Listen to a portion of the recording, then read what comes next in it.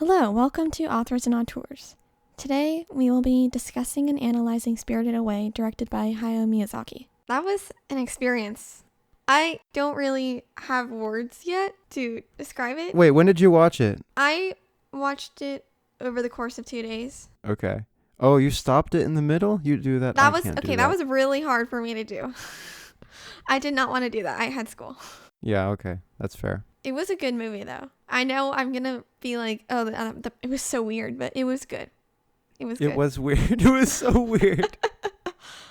I've said to multiple people that it's not just the weirdest movie I've seen. It's the weirdest thing I have ever seen in my life.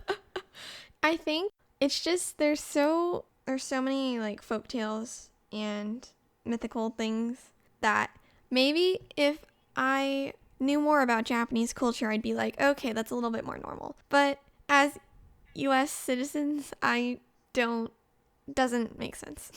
My uncle, who spent a year in Japan, understood like a couple of things that were kind of references to Japanese culture. Like the whole idea of spirits from different things existing as people is definitely a clear idea in their culture. I think it's called Shinto. And like the little houses and stuff at the very beginning, they're like, oh, look, there's little houses where people believe spirits live. Like that was definitely foreshadowing. And it seems so normal because it is normal in their culture, but actually seeing it all vibrant like this is crazy. But the story itself, I don't know how much of it is actually Japanese folk tales because I don't know anything about that. Actually. Yeah. Like almost all of the creatures are like all of them have references to. Yeah. I mean, it seemed like a different sort of Alice in Wonderland type thing. Oh, yeah. Yeah, actually, yes. That makes sense. Yeah, but again, also not because it doesn't make any sense. Like, okay, the thing that's sticking with me right now is the baby who turned into a mouse didn't want to turn back into a baby until his real mother was there. Also, when the baby said, "Play with me now or I'll break your arm," my uncle said, "Good negotiation skills." That's funny. Oh my gosh. It was like, imagine this giant child coming up to you, or you dive into these pillows. "Play with me now or I'll break your arm."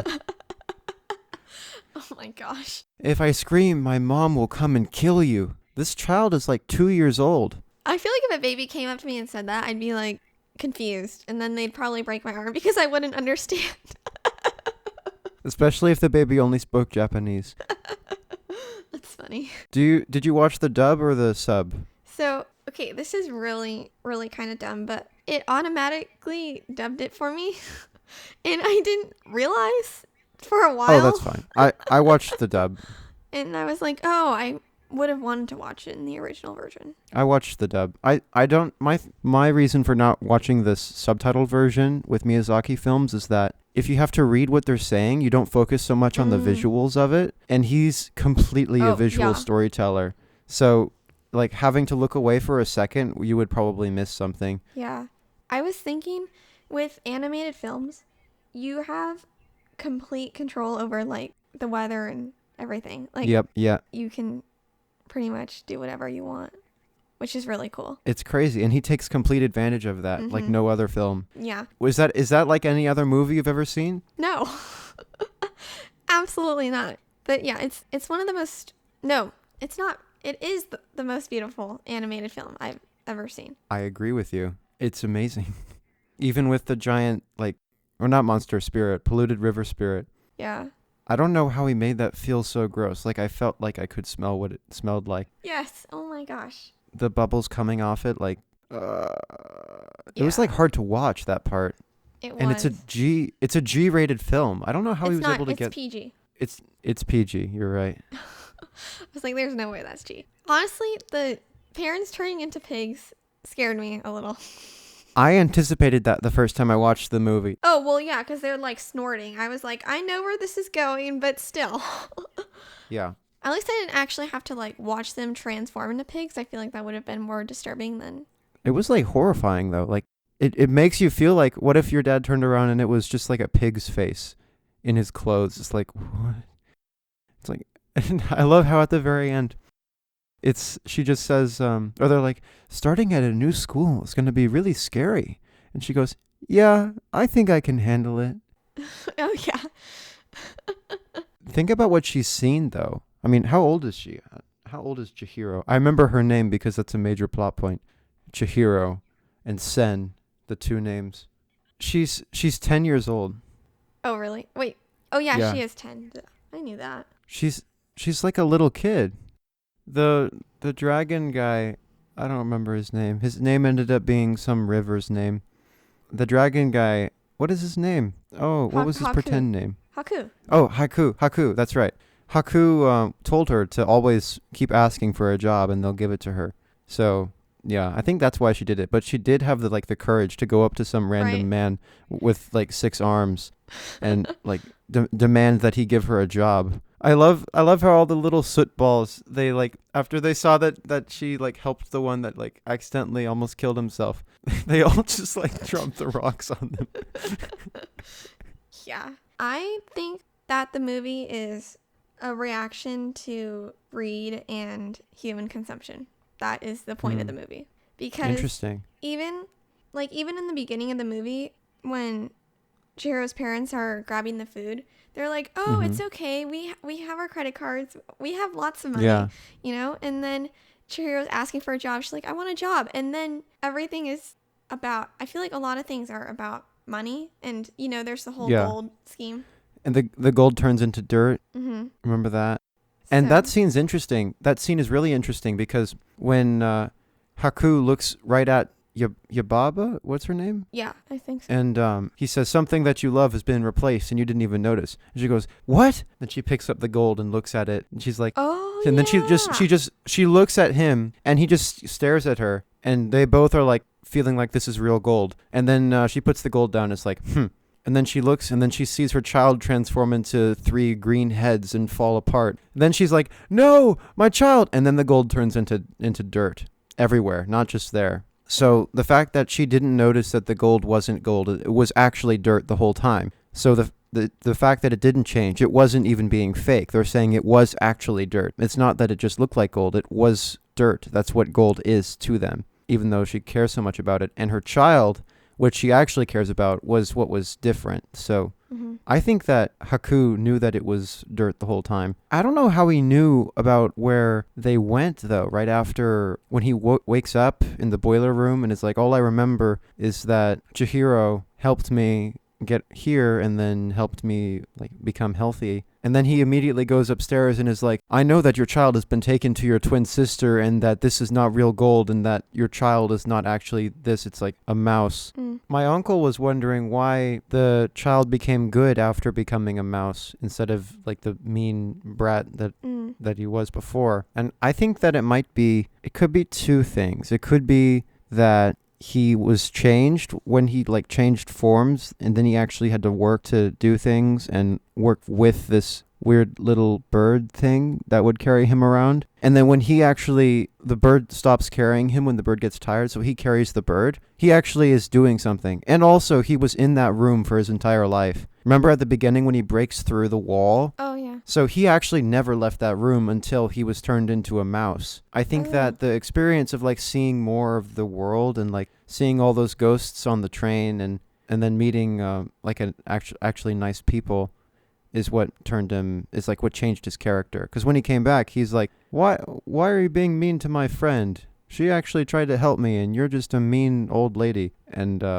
she's like, stop, which her responses to things are just, they're always so terrible. Not the dialogue, but just her character. Yeah. It's like, there's a rich guest. Let's all take care of the rich guest. Then she gets mad for people taking care of the rich guest, which turned out to be a monster. Chihiro let No Face in, but she was the one who demanded that people take care of No Face, even though people were already greedy and capturing all the fake gold. Yeah. What do you think of No Face? Because I feel like he has a lot of purpose in the movie. I don't think he's an antagonist. I don't think he's an antagonist. He's definitely not. I think that the antagonist is Yubaba, definitely. I would agree. She's an evil witch with a strange nose. Yeah, she's the one who's kind of perpetuating the economic, I want money, No Face, I think No Face is trying to understand their system.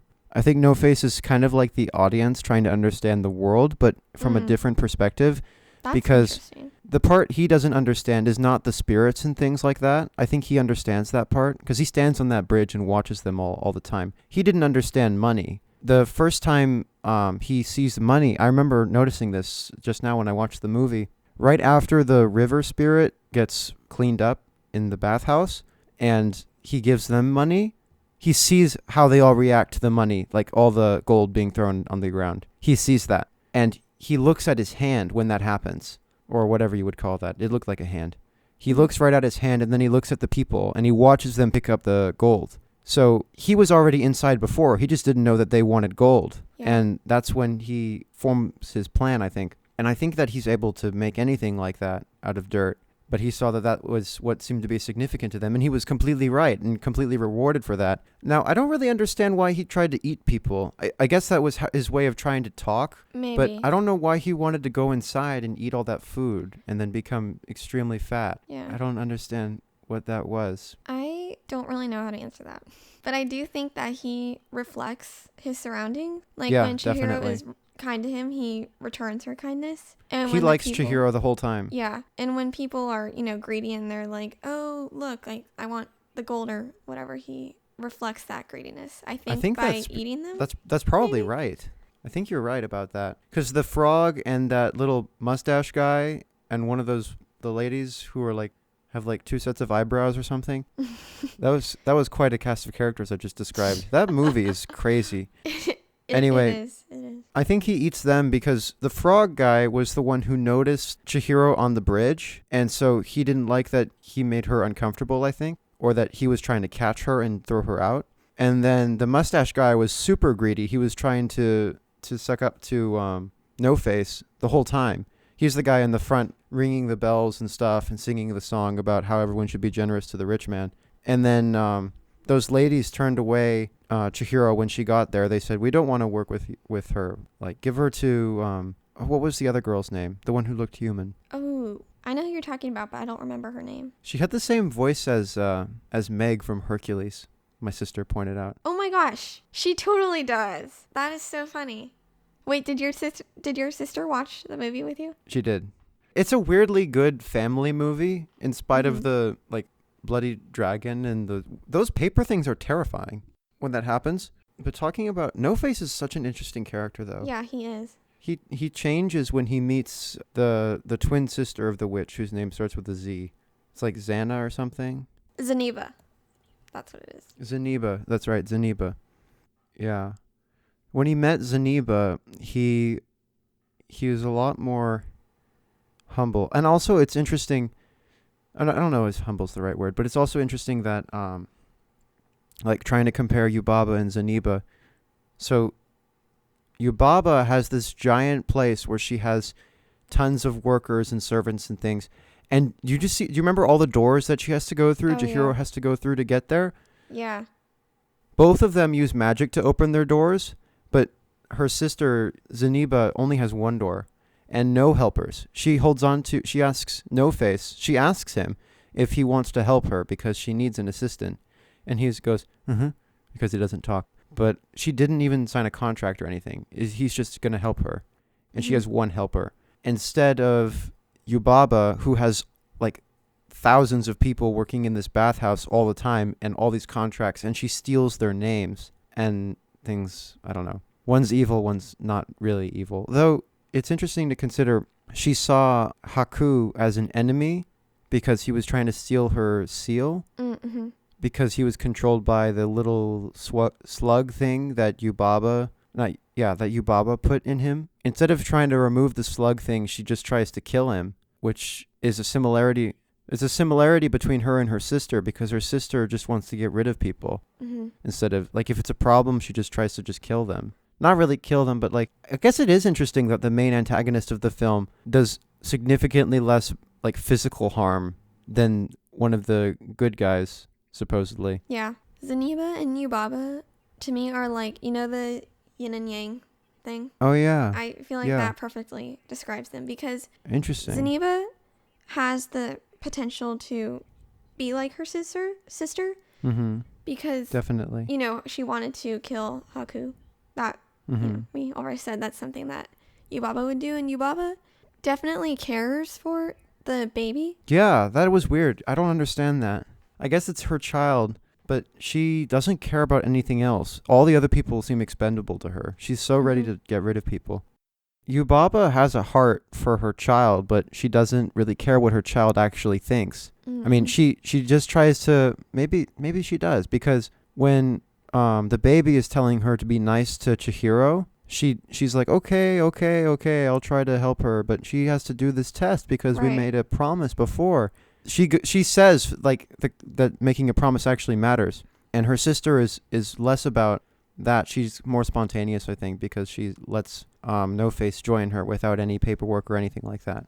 Another interesting thing is, I remember what I was going to say. When Chihiro goes to Zaniba's house, Zaniba cooks for her. She makes her tea and food. But when she goes to Yubaba has like tons of people making food for like tons of food. And also Yubaba has like tons of riches and gold and things.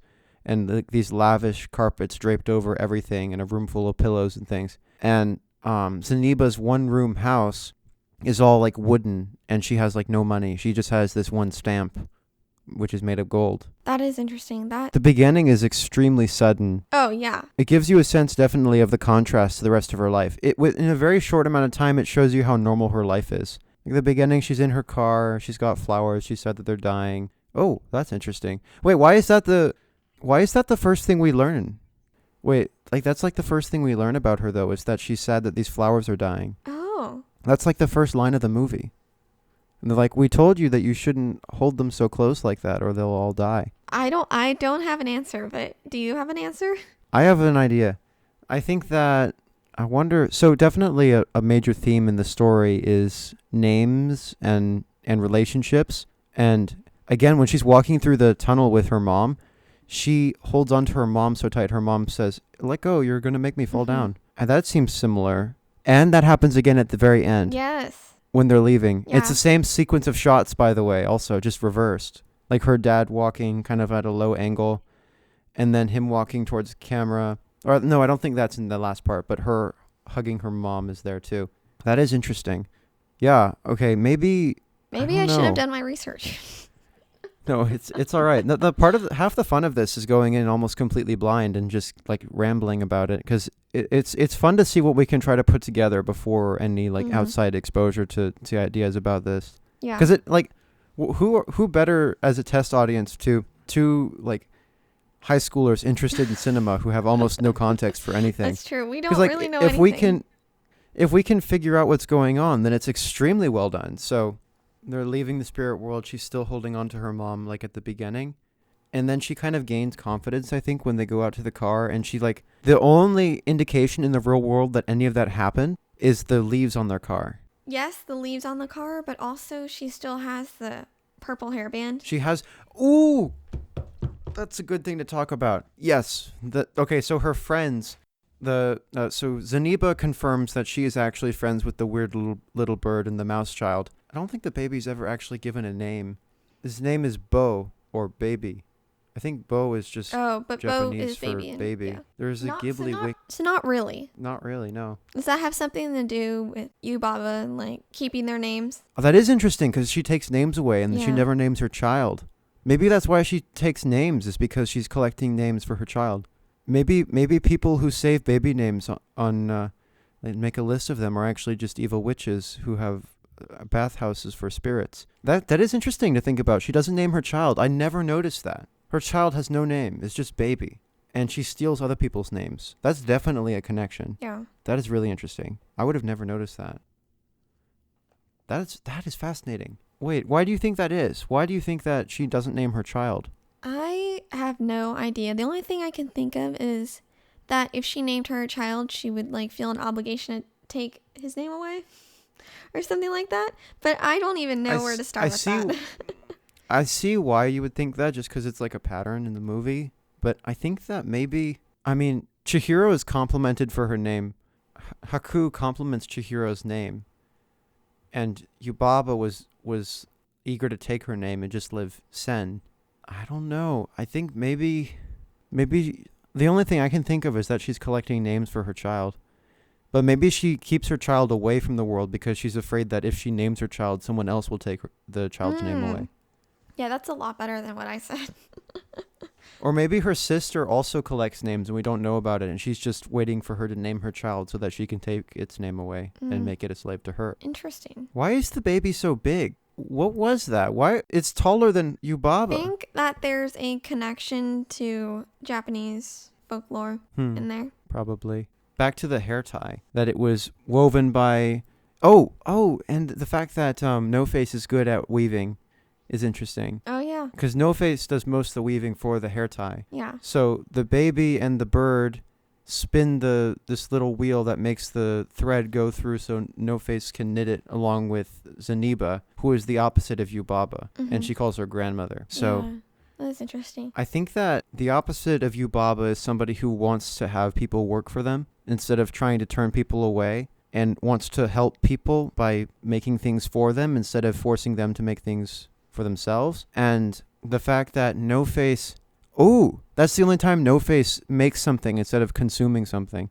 Oh, that's interesting. So he makes something for her, and it's something she can actually use, and something that gives her confidence instead of the clothes that she has to wear and like all that stuff. She is given, but she's only given it so that she can look like everybody else and blend in and be part of the workforce. That's very interesting. I think when Chihiro's gifted the hair tie, I think Zaniba says, "I'll protect you," or something like that. And when she leaves the spirit world, Haku tells her, "Don't look back." And it seems like every time that she's about to look back, it like glimmers. Yeah, totally. I think so. And she touches it, I think, when she's going to look back at one point. When she gets right up to the tunnel, she touches her hair tie and kind of looks like that. My sister actually said, "No, don't turn around." Oh, that's so funny.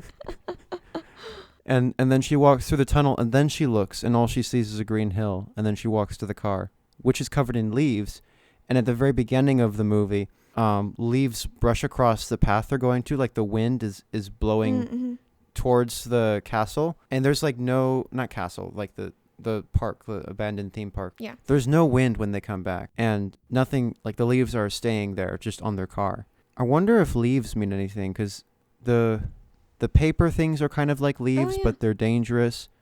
And that happens near the middle or like middle to end of the movie when those paper things show up to attack Haku. Yeah. I don't know. There might be a connection there. There might not. Something interesting that I thought of is they pass like a creek or a river, and I feel like that's like the boundary between the fantasy world and then reality. Ooh, yes, definitely. Because when the whole world is flooded, everything is fantasy. Yeah. Everything is like spiritual. And there's a lamp with a hand on the bottom of it that hops around and makes a little creaking noise. Oh, yeah. What was that? I don't know what that was. But that's probably just a mythology thing with them as well. Just some kind of reference that we don't understand. Yeah. But when everything is flooded and there's water everywhere, the bathhouse becomes an island. And that's interesting. And the train is underwater. Like the tracks are underwater, but the train is above water. Which is like the atmosphere of the movie becomes the thickest at that point, in my opinion. I feel like it makes it isolating. It's so strange. It feels really strange. I don't know how to describe it. It feels like a train on the ocean, and it's all by itself, and it's reflecting, and it's the middle of the day, and there's other passengers, but none of them talk, none of them have faces. It's funny No Face is on the train with all the shadow passengers, but they all look different from him. Yeah, that is interesting. And he doesn't like them. He's uncomfortable with them, and he doesn't want to sit down, and she has to tell him to sit down. That's the only thing that they say once they've gotten on the train, and then they just sit there until they get off. Interesting. Also, I love the pacing in this movie. Yes, I was going to bring that up at the end. Yes, great pacing. Side note, but when the train, like the first time we see the train pass through and it's flooded, that is so pretty. It looks so pretty. I was just like, oh my gosh. It's striking. That's one of the first images he had for the movie. That's why he made this movie, really? was so that image could be in a movie. Oh, no way. That's awesome. That's his process. I think I might have told you this before. The way that Hayao Miyazaki makes his films is he draws a bunch of pictures, picks one of them, and decides that will be the main thing of the movie, and then just draws other pictures that make him feel the way that picture makes him feel, and then makes up a story, and then puts it together. That That is so cool. Yeah, that's why it's so visually stunning, because the stories just serve the visuals. I'm like in awe. Oh my goodness. That is so cool. The fact that the story is so good is just because he's such a great storyteller. He just thinks, oh, this is what this will be. This is what this will be. Yeah. Wow, that's really cool. The whole movie, except with the exception of we're not supposed to like the way that the like polluted river spirit looks. That, with the exception of that sequence and the when No Face vomits everywhere, like the whole rest of the movie is unbelievably beautiful. Mm-hmm. Even like the frog people, That's like true. the way they fit into the scene, it just feels right, and it looks really, really wonderful. I mean, also Yubaba and Zaniba aren't the most pleasing to look at, but it's okay. But it's okay. I mean, their noses, like, you see when they breathe, their nose, like, Yeah. like on the end of it, the little vents open. Like, that was weird. What was that? And also, she turns into a bird.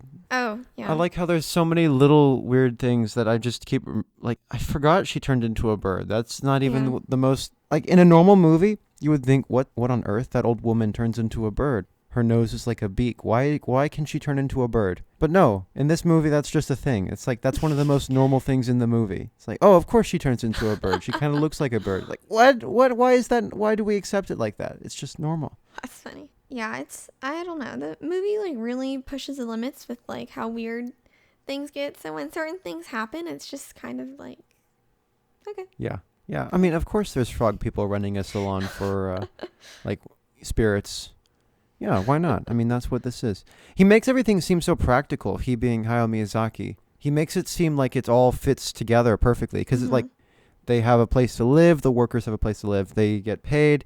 The system for putting the water into the tubs, we don't really need to know that, but it feels real. It's like, okay, you put it on a chain, someone sees what it is, and they pull a lever, and then the water comes out, and you pull a lever, and then more water comes out, you pull it, and then it stops. Like, you understand how that works and what they have to do it. Not only that, but you understand how they live, where they live, how they get paid, what their environment is like, what the actual layout of the building is. You understand because you spend so much time in it. And that makes everything feel so real because you've seen it so much. It feels like you live there with Chihiro, even though you only see these places once or twice. Yeah, and it's animated, and you still feel like it right And exactly. It's amazing. I find it so interesting that a fantasy film is about, like, work. Yeah.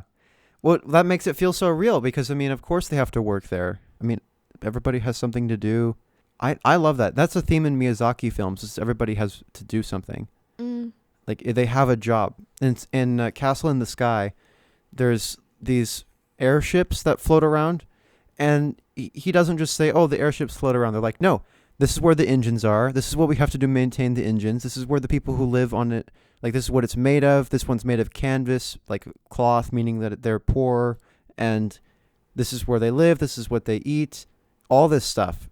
And you're like, you don't need to know that. You even see how characters eat. Different characters eat differently in Castle in the Sky. There's one part where someone is eating, I forget what it is, but it's like a piece of toast with something on top of it. They bite into it, and then the thing falls off, and they eat that part first, and then they eat the toast. And the other person tries to eat I don't know. It's just interesting. He has all these little character moments, and I'm sure there's way more of those in Spirited Away, but I don't notice them so much. Also, the fact that she tried to eat the medicine herself, but spat it out, like the medicine from the river spirit.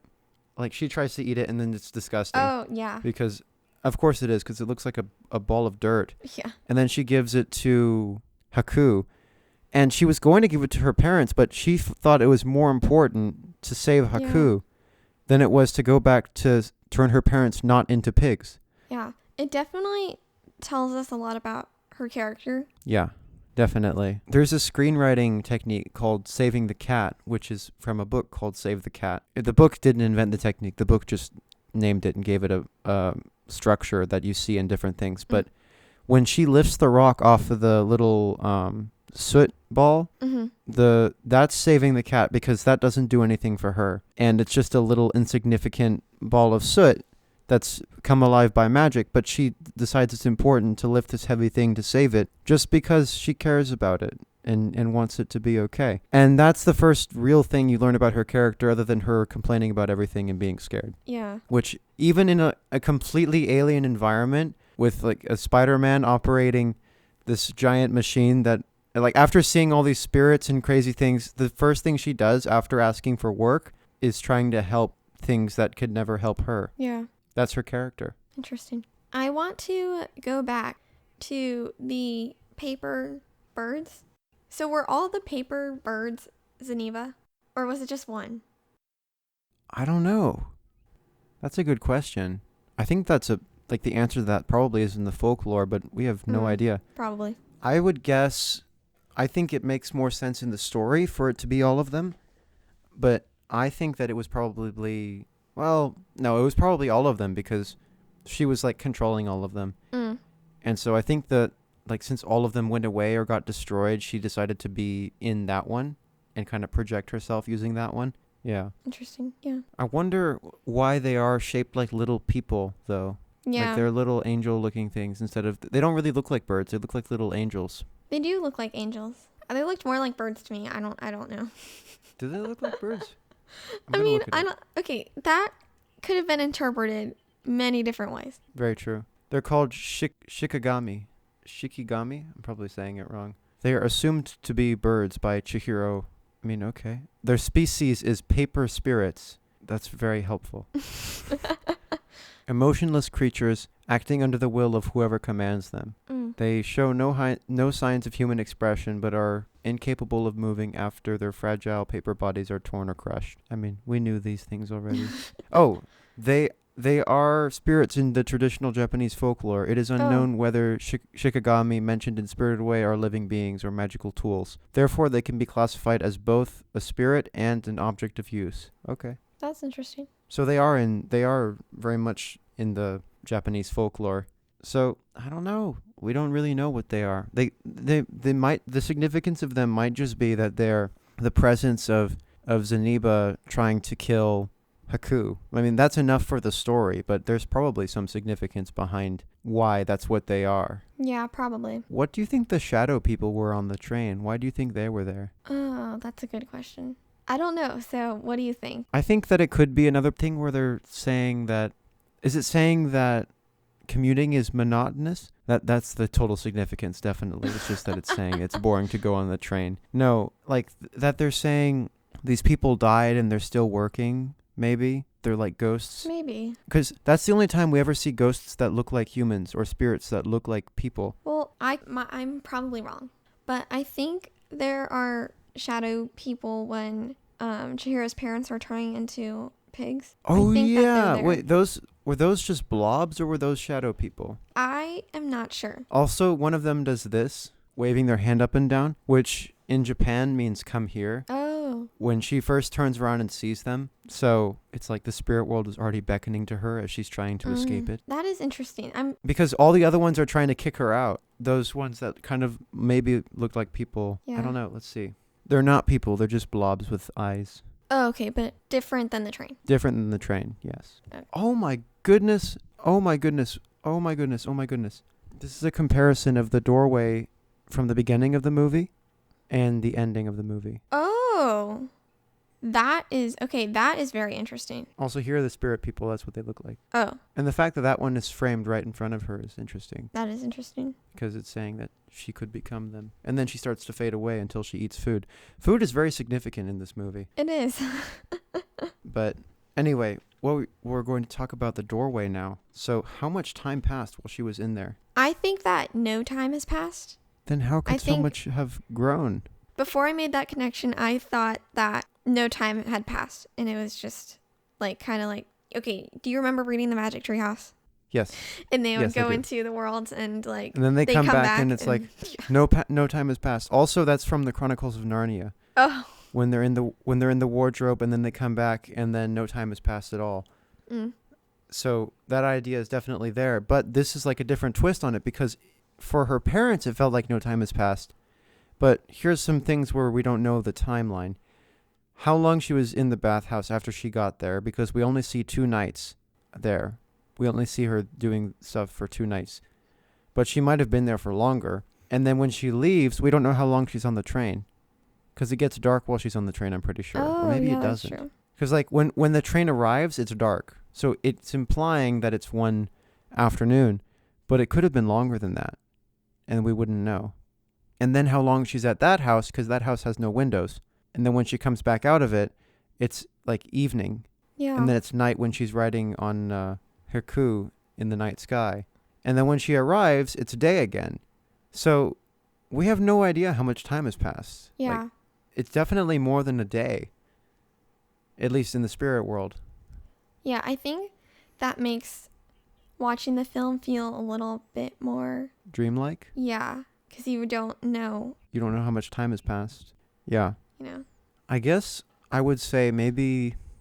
I mean, that much stuff doesn't grow in like a week. It could have been months. It could have been years, to be quite honest with you, because the way it grew was strange. Yeah, And her it seemed character, like things changed a lot. Yeah, and like if you look at the door, like the bricks looked like they were deteriorating a little bit. Oh yeah, because at the beginning they were red and they had paint on them. Yeah. And the dad picks the paint off and goes, it's fake. Yeah. And then when she comes back, all the paint is gone and it's covered with leaves.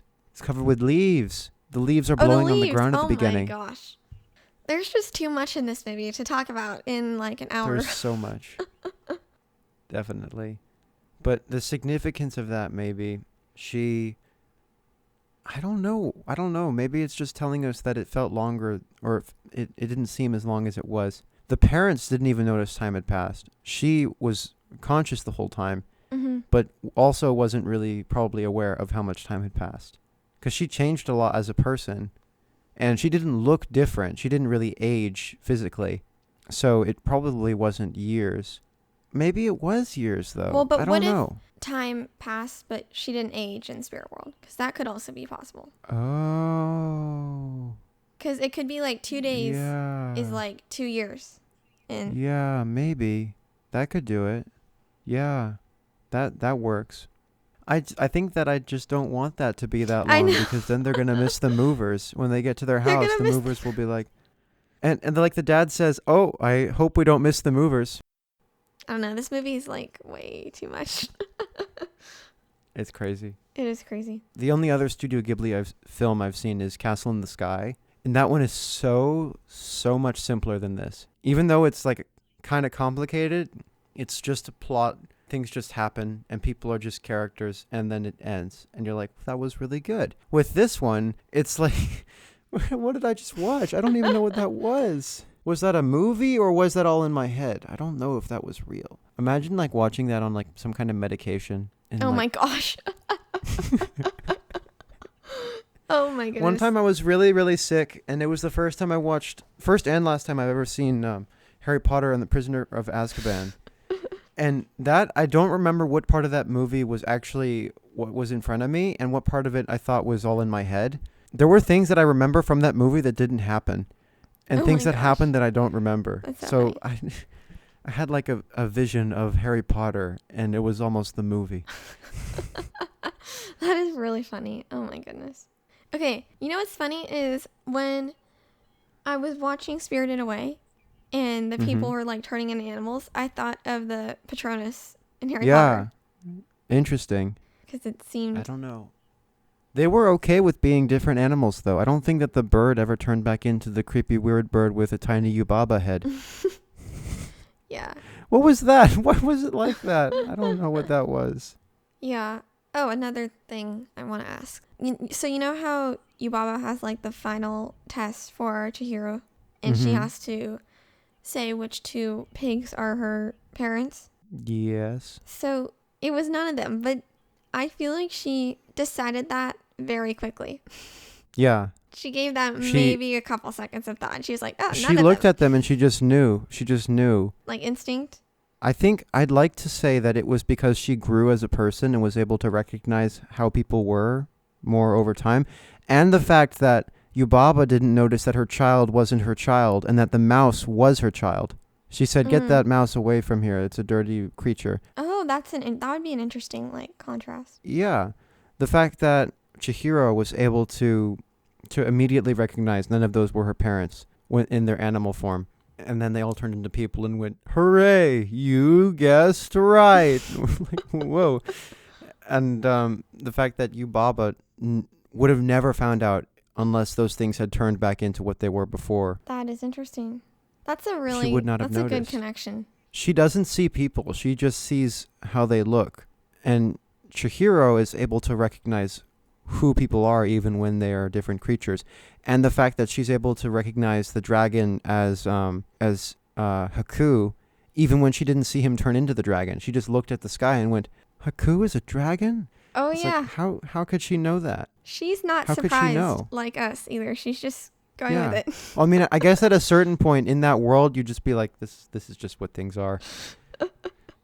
And that she kind of has that attitude at the very end. Oh, are you? It's going to be hard starting a new school. I think I can handle it. She's like, I've worked for a witch in a bathhouse for spirits. My friend who was a dragon almost bled to death until I helped him. And I made friends with the 6-armed boiler man who wouldn't give me a job until he decided I was a hard worker and then gave me a job. That's funny. And yeah, so I lived on a different plane of existence than you have seen in your entire life. I can handle school in a different town. Yeah, that's pretty funny. What was I gonna say? Yes. What do you think of Haku and Chihiro's relationship? That's confusing. Yeah. I wonder what word in Japanese they were saying for love. Oh, yeah. Because there's probably different connotations. Like, it didn't seem like romantic love, but in English, saying love like that makes it seem romantic, but it seemed more platonic to me. And the fact that he seems like older than her, I think it was platonic. I 100% think it's platonic, and I'm guessing that some of the mannerisms were more normal in Japanese culture. Yeah, probably. That's an interesting cultural difference, though, the fact that the translated word for love in English is just love, but I'm going to look that up. Oh, there's 11 words for love. Oh, wow. Never mind. There's 11 Japanese words for love. I would guess it's a platonic one. Yeah, I'm very confident that it's platonic because romantic just doesn't make sense. It doesn't fit with the story. Yeah. It feels forced. Yeah. That would be the only complaint I would have of this movie if that's what it was. Like, it wouldn't really fit. Mm-hmm. And I think Hayao Miyazaki, in his understanding of emotion and how to convey that in a movie, would not make that kind of mistake, I think. Right. I agree with that.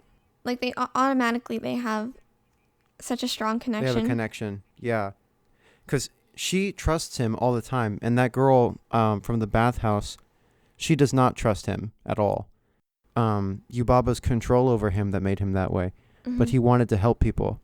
And I think the significance of her helping a river spirit who was in, like, completely covered with dirt and mud and cleaning that river spirit up and then helping Haku find his real name as a river spirit.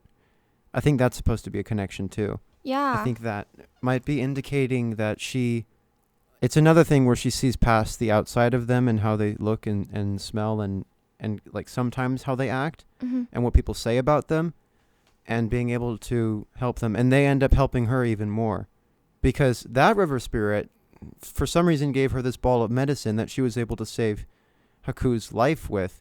I don't know. It's interesting. And the fact that she was able to recognize that it was medicine is interesting as well. Yeah. Because it looks like a ball of dirt and she bites into it and it tastes bad. But she gives it to him guessing it would help him and it worked.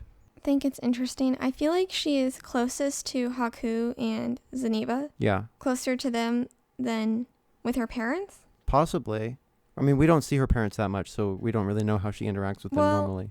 One interaction that stood out to me was when her mom was like, don't cling, don't cling so much. Yeah. That, I don't know, that seemed kind of, Well, also her clinging to the flowers until they died at the very beginning. That's something I don't think I can understand, because that message doesn't seem to fit in the movie. But I don't know. How would you rate The Spirited Away out of 10?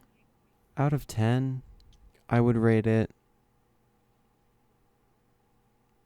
I think I would rate it a 9.5 out of 10. Really? Yes, really. Yes. Wow. You love your happy endings in movies. And Yeah. I knew that Chihiro was going to get it right with the pigs. I was like... I like happy endings when it's done right. This was done right. This one fits with the story. I agree. But I'm like, I'm not even like this isn't exactly predictable, but it's so predictable because Parker likes it so much. Okay.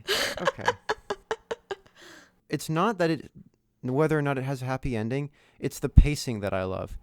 Mm-hmm. It's the slower pacing that I prefer. So the slower pacing, the unbelievable visuals, and the absolutely crazy story that seems so calm most of the time is what I love about this. And the music. I didn't even talk about the music. That piano song is my favorite. Like, it's called One Summer's Day.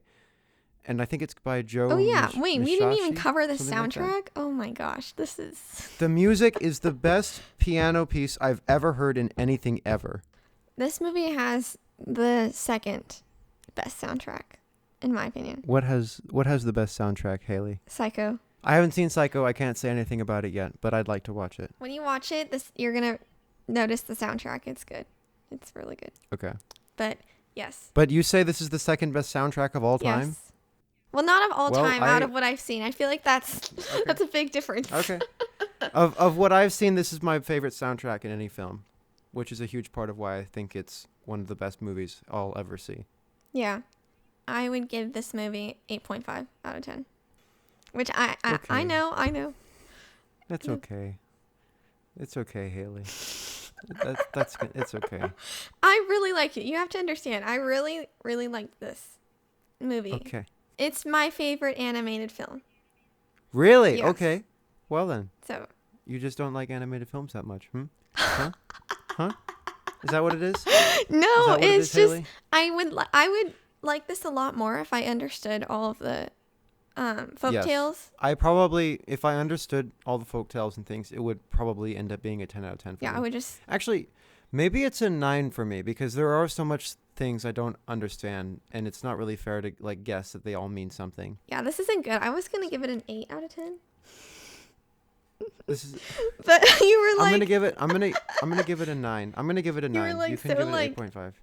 I'm doing 8. If you're going down, I'm going to go down. Fine, because fine. you made me... I was like, okay, he's going to do 9.5. I'll just like bump it up a little so he doesn't attack me.